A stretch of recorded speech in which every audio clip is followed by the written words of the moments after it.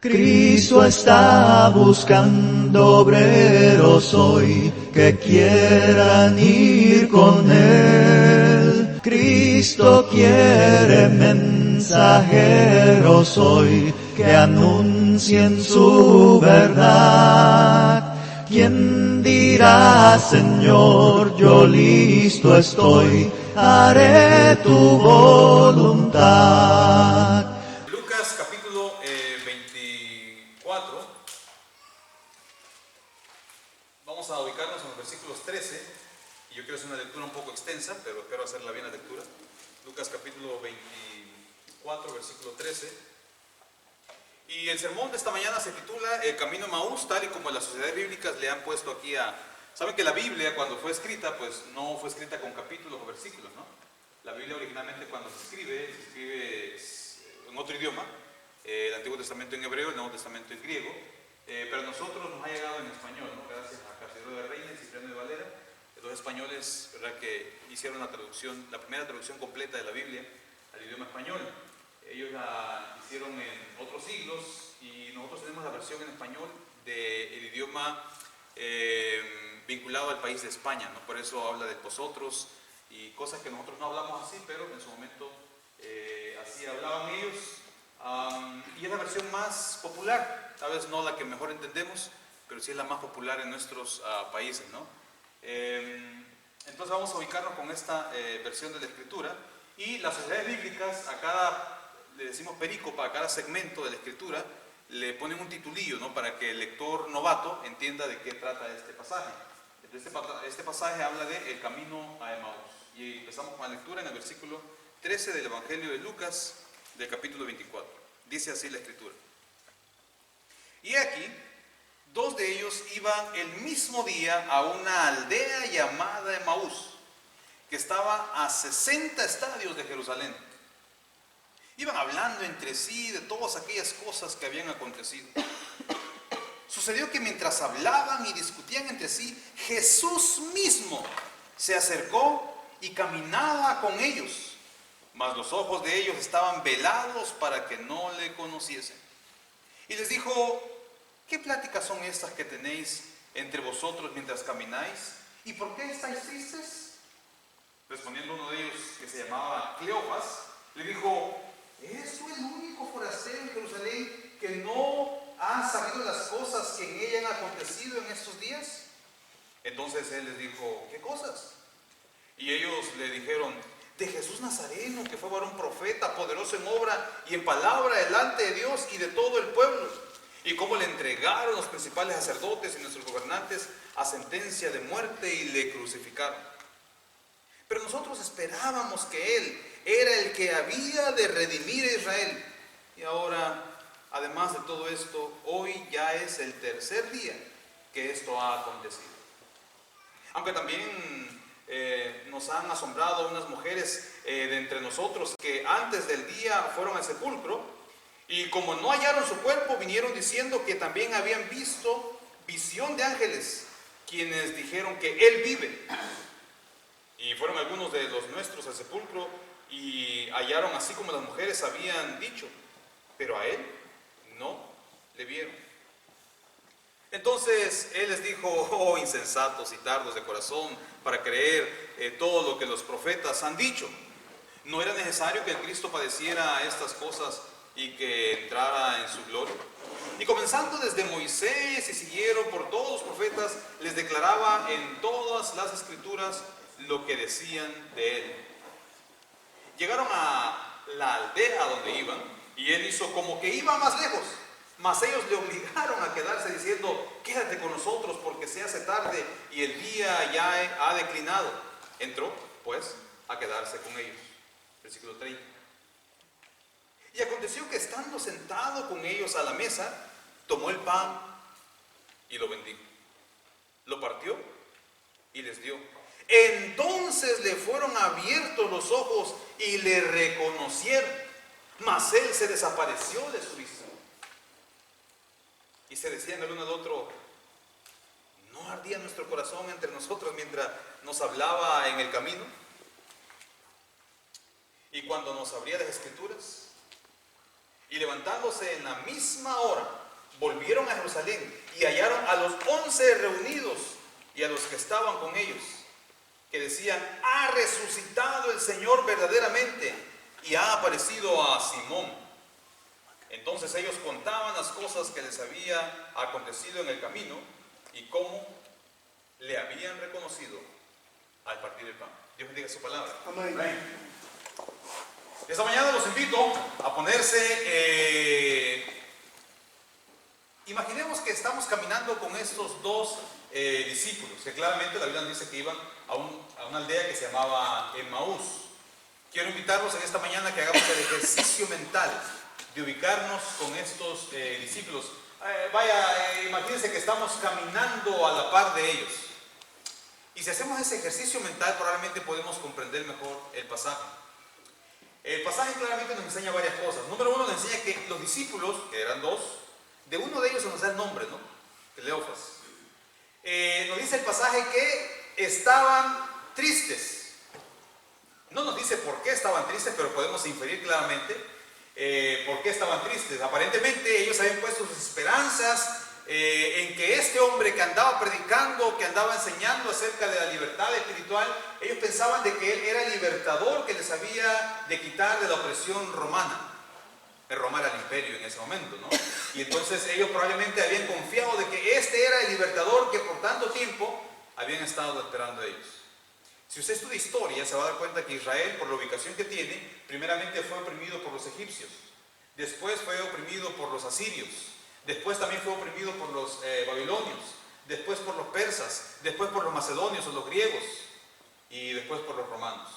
Entonces estaban hartos de estar siempre bajo la opresión de un imperio más poderoso.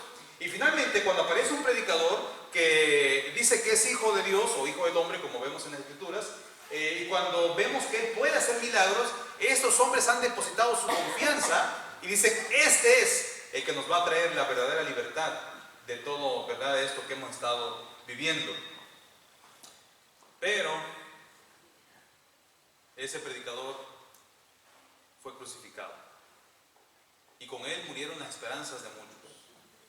Ese hombre que decía que su reino no era de este mundo, claramente fue acusado, tuvo un juicio muy injusto, y la sentencia de ese juicio fue que debía morir crucificado en una cruz. Habían puesto su confianza, su esperanza de liberación en este predicador que ahora está muerto. Todo el mundo vio cómo lo mataron, cómo lo crucificaron.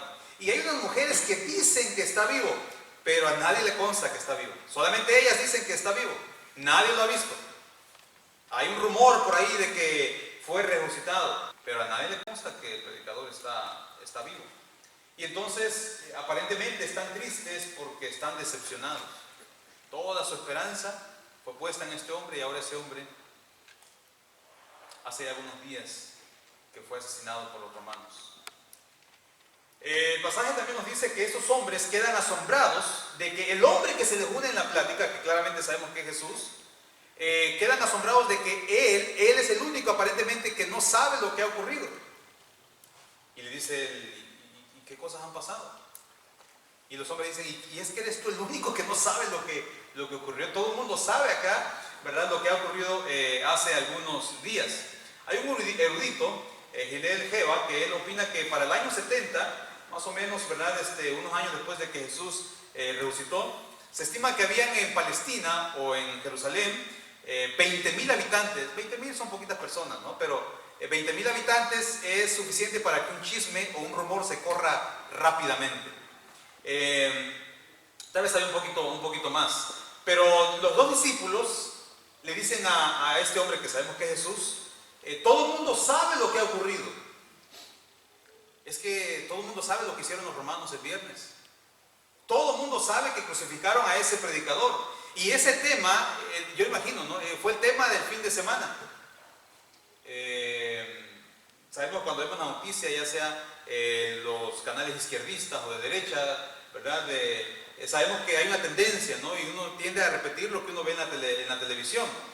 Si en ese tiempo hubiesen existido las redes sociales, probablemente hubiese sido la noticia con más rating en la radio.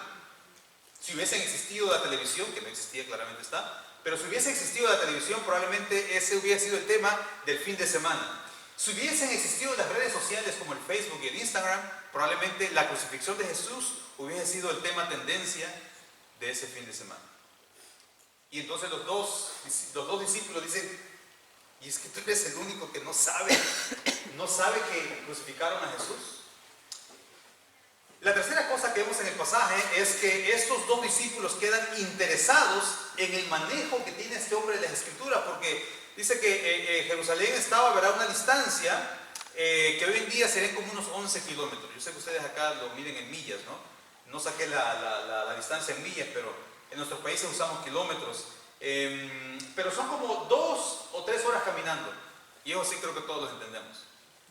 Entonces la distancia que había de donde ellos iban hacia Emaús era de 2 a 3 horas. Entonces por 2 horas, imagínense que va platicando con este hombre y en 2 horas le va enseñando la escritura, Usted se aburre con 30 minutos de escucharme, pero ellos, ¿verdad?, eran 2 horas y parece que están súper interesados, ¿no? Súper interesados en lo que está diciendo este hombre. El hombre claramente conocía el Antiguo Testamento, pero ellos no habían comprendido que el Antiguo Testamento hablaba acerca de Jesús. Y el hombre, que es Jesús, pacientemente les enseña la Escritura desde Moisés hasta los profetas, o sea, pasa por todo el Antiguo Testamento. Y ya cuando ven que es tarde, usted ha pasado hablando mucho tiempo con una persona que lo aburre, y ya cuando la persona se despide, usted dice, ay, gracias a Dios, ¿verdad?, que ya terminó todo esto. Pero imagínense que esa conversación era tan interesante que cuando se despide el hombre dice, no, quédate con nosotros. Bueno, me tuvo que haber sido una conversación muy interesante, ¿no? Le dicen, quédate con nosotros, y entonces Jesús se queda con ellos. Lo próximo que nos dice el pasaje, si usted puso atención, es que cuando se sientan a comer, ellos reconocen que ese hombre, cuando él bendice el pan y parte el pan y se los da, se dan cuenta, probablemente por las manos, ¿verdad? Probablemente ven que en sus manos, ¿verdad?, están las marcas de los clavos. Probablemente cuando ellos ven las manos de Jesús se dan cuenta que es Jesús mismo. Y se dan cuenta que es Jesús, nuestro Maestro. El predicador que mataron hace algunos días los romanos no solamente era un predicador, no solamente era un profeta. Dicen ellos, Él es el Mesías. Jesús ha resucitado. Y entonces hemos aprendido que la gente cuando veía milagros se asustaba, ¿no? Hemos visto que la semana pasada estudiamos un milagro acá, el milagro del ciego de nacimiento, si se recuerda, pero muchos de ellos se quedaban emocionados, y entonces ellos cuando ven que era Jesús mismo con quien hablaban, se emocionan, y miren que era de noche, y esa misma noche, ni siquiera se esperan a otro día, deciden regresar de noche a Jerusalén.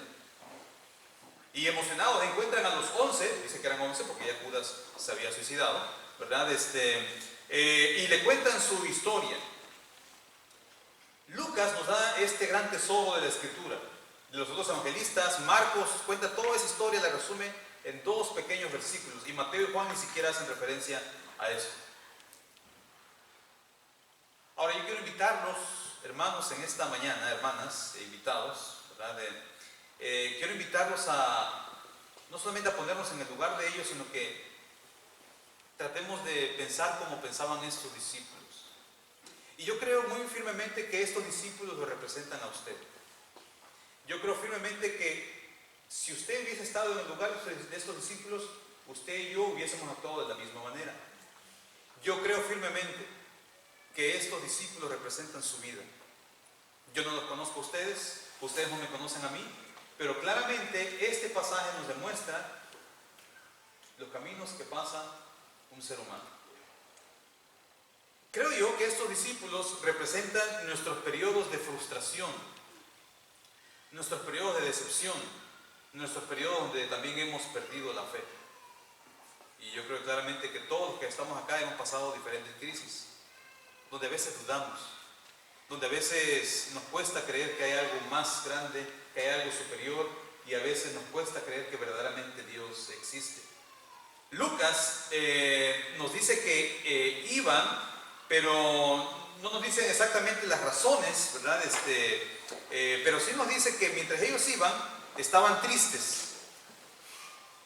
Nos dicen que no estaban con el resto de los discípulos. Y aparentemente, usted ve, ellos iban saliendo de Jerusalén. Entonces encontramos dos discípulos tristes que están alejando del resto de los discípulos y que van saliendo de Jerusalén. Claramente, probablemente vemos que han perdido toda esperanza y se están alejando del rebaño. Ellos habían visto milagros, ellos habían escuchado las enseñanzas de Jesús, ellos habían estado con Jesús, pero ellos representan que a veces, aún con todo eso, usted y yo, cuando vienen los momentos difíciles, simplemente dudamos. Nuestras expectativas sobre el Señor a veces simplemente no se cumplen. Y cuando nuestras expectativas sobre el Señor, que la expectativa de ellos era de que Jesús no muriera, ellos se sienten tristes. Un familiar no sanado, cuando usted sabe que Dios tiene el poder para sanar a ese familiar y el Señor no lo sana, a veces nos sentimos como estos discípulos, decepcionados. Cuando Dios tiene el poder de solucionar ese problema que usted tenía y Jesús no lo hace, no lo hizo, podemos sentirnos como los discípulos también. Y esa impotencia, ¿no? Decir, pero es que Él podía hacerlo y no lo hizo. Cuando ese proyecto que usted tenía en mente fracasó, cuando esa crisis terminó muy mal, nos sentimos como los discípulos, tal como María y Marta. ¿Saben que lo que más le dolió a María y Marta es de que le mandan a decir a Jesús que Lázaro está enfermo y Jesús se queda 4 días más? Él tenía el poder para sanarlo, pero Jesús deja que él muera. Y a veces eso es lo que nos causa a nosotros una gran crisis, ¿no? ¿Por qué si Dios puede sanar a mi familiar? ¿Por qué si Dios puede sacarme de este problema? ¿Por qué si Dios puede sacarme de esta crisis? ¿Por qué si Dios pudo haber evitado esto? ¿Por qué no lo hizo? Y surgen muchas dudas. Y nos pasa lo que le pasó a estos discípulos, que perdemos la esperanza a veces. Así que, ¿qué hacen ellos? Ellos deciden alejarse del resto de los discípulos y deciden salir de Jerusalén y probablemente dijeron, bueno, ni modo. Creíamos que este era y no era. Estos dos discípulos lo representan a usted, porque usted también se ha sentido como ellos, frustrado, decepcionado, con dudas, y hay momentos donde usted también ha perdido la fe, y todos sabemos que hemos tenido momentos como estos. También creo firmemente que estos dos discípulos representan nuestro caminar con Dios. Mire, caminaron por ellos, con Jesús caminó con ellos por 2 horas. ¿Usted ha caminado por 2 horas? Bueno, ¿verdad? De hoy en día nos montamos en el carro, solo salimos de ahí, ¿verdad? Y nos montamos al carro y nos vamos a otro lado, pero a aquellos que en algún momento hemos caminado por mucho tiempo, 2 horas es suficiente para que hayan quedado sorprendidos y en todo el camino no se dan cuenta de que quien está con ellos es Jesús. Óigame, pero ¿cómo es posible que si estuvieron con Jesús no se den cuenta que quien está ahí con ellos, hasta que parte el pan se dan cuenta que es Él? Pero a veces así ocurre, ¿no? En el dolor, en el fracaso, en la caída, en el sufrimiento, en las crisis, a veces Dios ahí está, pero no lo vemos. Dice la versión, la palabra de Dios para todos, miren lo que decían los discípulos. En otra versión dice, con razón sentíamos que el corazón nos ardía de emoción cuando nos venía hablando y explicando las sagradas escrituras en el camino. Hoy es un día soleado, está hermoso el día, ¿no? Pero a veces decimos nosotros que, y ya les expliqué a ustedes esto, en otro sermón, hace algunos años les dije esto a ustedes. Pero cuando decimos nosotros el sol no sale, no quiere decir que porque usted no ve el sol no está ahí. Simplemente que las nubes no dejan verle el sol, no lo dejan ver el sol, perdón. Y así son la vida, ¿no? Los problemas, cuando hay enfermedad, cuando hay desempleo, cuando hay crisis, usted lo único que ve son las nubes, pero no ve a Dios. Pero Dios está ahí, el sol está ahí. Solo que hay un montón de cosas que no nos dejan ver el sol, ver a Dios. Y ellos dicen, con razón, ¿no? Mientras Él caminaba con nosotros, como que yo sentía algo, ¿no? Sentía como que mientras Él hablaba yo sentía algo. Y entonces hay momentos en el pasado donde decimos, es verdad, ahí estaba Dios. Con razón, hombre. Sí, hombre, con razón. El Señor estaba ahí en esa ocasión. Y podemos ir buscando etapas en nuestra vida donde decimos, verdaderamente Dios estaba ahí. Yo creo firmemente, y esta es mi convicción y es muy personal, no tiene que creer lo que yo creo, pero yo creo muy firmemente que la razón por la cual yo actualmente vivo en Centroamérica, ¿verdad? Y hago misiones para el Señor, pero yo creo firmemente que la razón por la cual yo vine a este país fue para conocer al Señor. Amén. Y dije, qué bueno que conocí al Señor, y por esa es la razón por la que yo vine acá. Y una vez que lo conocí, hice, ¿verdad?, de un compromiso con Él, y ahora hago misiones para el Señor. Ese caminar de 2 o 3 horas, Jesús le hace preguntas, ¿no? Y miren lo que hace Jesús, que es muy interesante, y a veces podríamos decir que está atrevido, ¿no? Jesús les pregunta, ¿y qué platican ustedes? Y luego Jesús le dice, ¿y por qué están tristes? Y luego le dicen ellos, ¿no has escuchado las cosas que pasaron? Y Jesús les dice, ¿y qué cosas? Óigame, pero Jesús, si tú ya sabes todo esto, ¿no? Claramente Jesús sabía. Él sabía todas las respuestas, pero Jesús quiere interactuar con los discípulos, quiere escucharlos, quiere ver qué es lo que piensan, ¿verdad?, de estos discípulos. Y yo me imagino, que es como cuando un padre le pregunta al hijo, mire usted que es madre, usted a veces ya sabe lo que sus hijos hicieron, pero usted le pregunta, usted ya sabe la respuesta, usted ya sabe lo que hicieron sus hijos, pero usted quiere escucharlo de ellos, quiere ver si se lo dicen. Es como un maestro que ya sabe la respuesta, pero le pregunta a sus alumnos, simplemente para saber si ya dominan el tema. O es como un pastor o un predicador que ya sabe cómo se comporta la grey, cómo se comportan las ovejas, pero quiere escucharlo de ellos mismos. Quieren ver si realmente, ¿verdad?, le dicen. Entonces Jesús le dice, ¿qué cosas? Y yo me imagino, ¿verdad?, que Dios anhela y disfruta escuchar a su creación. En el Sermón del Monte Jesús dijo, vuestro Padre sabe de qué cosas tenéis necesidad antes que vosotros le pidáis. Pero aún así Dios quiere escucharnos. Y por eso Jesús dijo también, pedid y se os dará, buscad y hallaréis, llamad y se os abrirá. ¿Usted no cree que Dios sabe ya lo que usted necesita? Claramente. ¿Usted no cree que el Señor ya conoce esa necesidad? Claramente Él ya la sabe, pero Él quiere escucharlo de usted.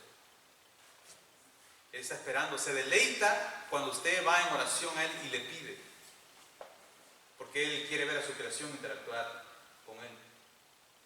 Jesús ya sabía todo lo que había pasado, pero Él le pregunta, ¿qué pasó? Y quiere escucharlo de sus discípulos. Número 3, también estos 2 discípulos representan el cambio que Dios puede y quiere hacer en nuestras vidas. Vemos claramente en el relato un antes y un después. Miren, al principio del relato, si usted es un lector que pone atención en lo que lee, al principio del relato los discípulos están tristes. Y al final del relato los discípulos están emocionados. Primeramente van saliendo cabizbajos, tristes de Jerusalén.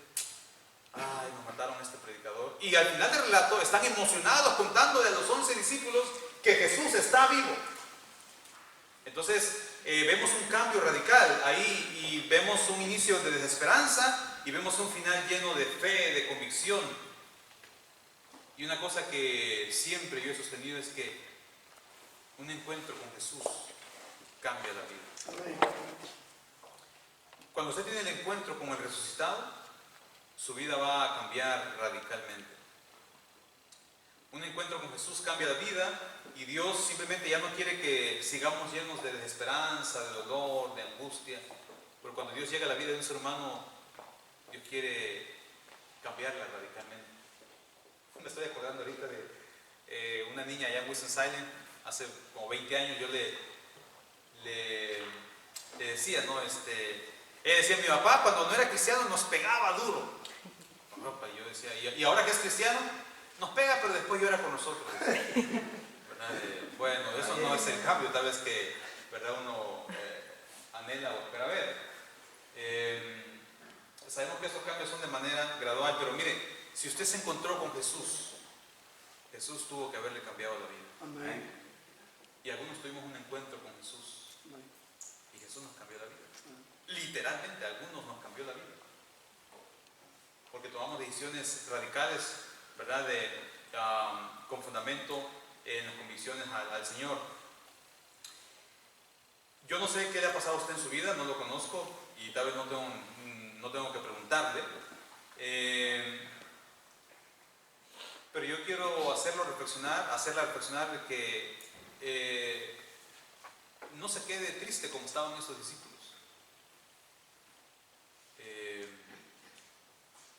Muchos de ustedes han sufrido bastante en la vida. Y venir a Cristo implica un cambio de vida y Dios quiere quitarle esa tristeza. Dios quiere quitarle ese dolor. Dios quiere quitarle esa desesperanza. Y Dios quiere ponerle fe, ánimo, convicción, esperanza. Y como dije en la clase, eso solo se encuentra en el Señor. Y Jesús está diciéndonos tal vez, ¿verdad? Como esos hombres nos están enseñando claramente qué es lo que debemos hacer. Yo estoy seguro, y mire que el pasaje no lo dice, pero yo estoy seguro que, y esto es lo que yo creo, si llega el momento en que el hombre, Jesús, dice, bueno, ya me tengo que seguir mi camino, y estos dos hombres dicen, vaya pues, nos vemos, adiós. Probablemente nada hubiese ocurrido en la vida de esos hombres, pero lo invitaron a quedarse. Todo este año, Jesús ha insistido que quiere tener más compromiso con usted. Amén.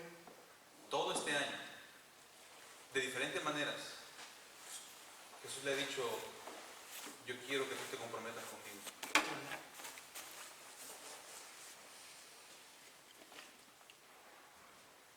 Ojalá usted sea como estos discípulos que digan, te invitamos a pasar. Y que verdaderamente tengamos ese compromiso con el Señor. Y para ir terminando y no cansarlos tanto, también este pasaje nos demuestra y nos enseña que estos dos discípulos representan la necesidad que tenemos de estar en una comunidad de fe. Se dio cuenta que lo primero que hacen estos discípulos cuando se sienten sin esperanza, que no era el que tenía no era el hombre que ellos habían estado esperando, ellos se alejan de la comunidad, se alejan del rebaño, se alejan de los discípulos. Pero lo primero que hacen cuando recuperan la esperanza es regresar a donde pertenecen. ¿Y dónde pertenecen? Pertenecen al resto de la comunidad de discípulos. Hermanos, hermanas, la comunidad de fe es esencial para nuestro crecimiento Amén. como cristianos. Amén. Mire, en terapia familiar aprendemos que uno necesita pertenecer siempre a un grupo. Y el grupo más importante que tiene un ser humano es su familia. Todo puede estar mal allá afuera, en el trabajo, en la escuela, en muchos lados. Pero si todo está bien en casa, todo está bien. Porque la casa es el lugar donde tengo seguridad, apoyo. Y como las cosas están mal en casa, entonces, ¿qué hacen? Ese es el problema de los adolescentes, ¿no? Como hay mucho problema en casa, el adolescente busca vincularse con gente que está afuera. Y hay muchos adolescentes que lo que menos quieren es llegar a casa. Y hay muchos padres que lo que menos quieren es llegar a casa porque hay una cantidad de problemas. Y hay muchos niños que meten una cantidad de actividades extracurriculares porque lo que menos quieren es llegar a casa. Y el año pasado, ¿cómo sufrieron muchos de estos niños? Imagínense un niño abusado que tenía que estar todo el tiempo en su casa con el abusador. Ahora, el caso es que Satanás hoy en día ha metido una idea, y ojalá no se la haya metido esta idea a usted también, pero Satanás le ha metido una idea que yo la escucho mucho donde yo vivo. No sé si aquí digan también lo mismo, pero donde yo vivo mucha gente tiene esta idea de Satanás. ¿Qué idea? Yo estoy bien con Dios, y si estoy bien con Dios no necesito ir a ninguna iglesia. Así dice la gente, ¿no? Yo estoy bien con Dios. Yo no le hago mal a nadie. Yo soy un buen ciudadano. Yo estoy bien con Dios. No necesito ir a una iglesia. O también la gente dice, ahí hay solamente hipócritas. Yo estoy bien con Dios. Bueno, el pasaje me enseña que cuando yo estoy bien con Dios, yo pertenezco a una comunidad, yo pertenezco a una familia, y usted tiene su familia espiritual, y su familia espiritual es esta que está acá.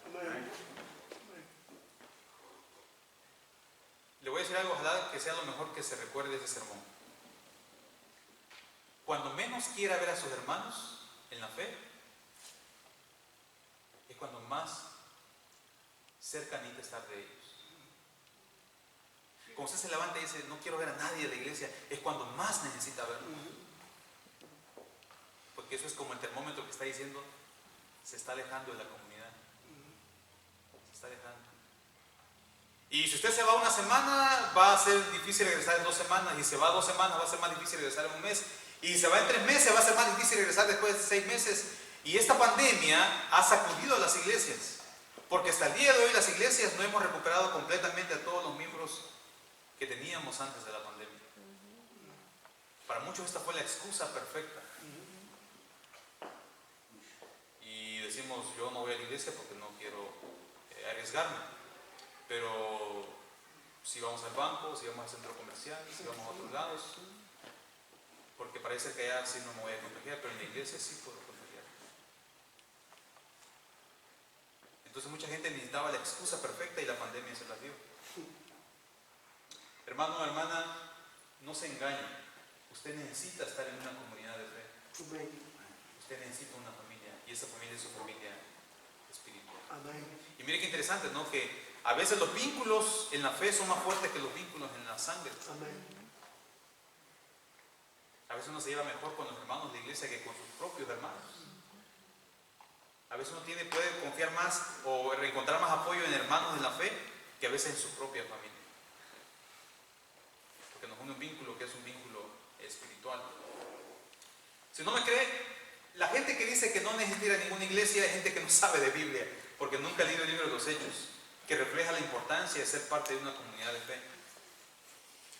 Recuerda, cuando menos quiera ver a sus hermanos en Cristo, es cuando más cerca necesita estar de ellos.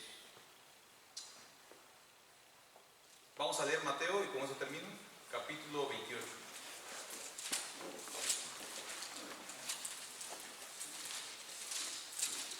Mateo capítulo 28.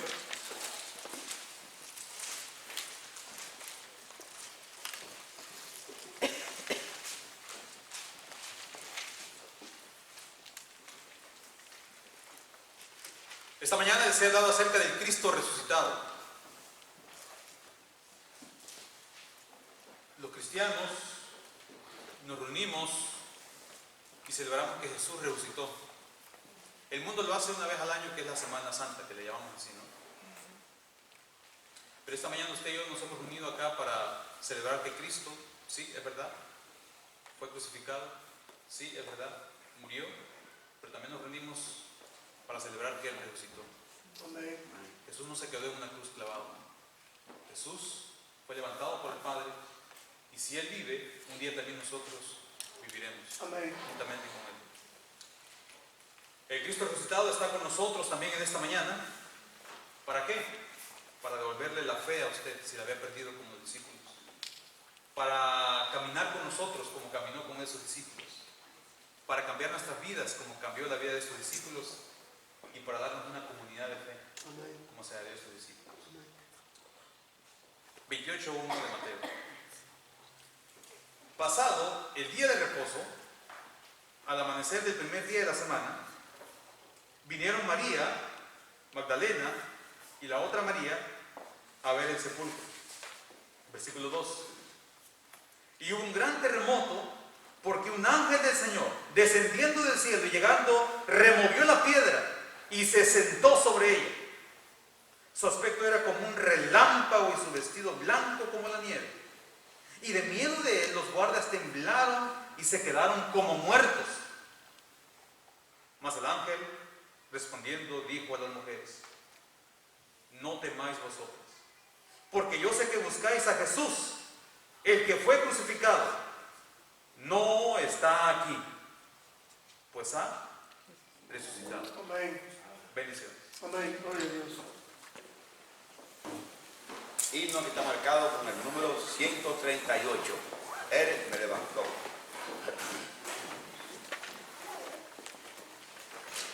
Ahí tenemos, mis hermanos. Mi Salvador.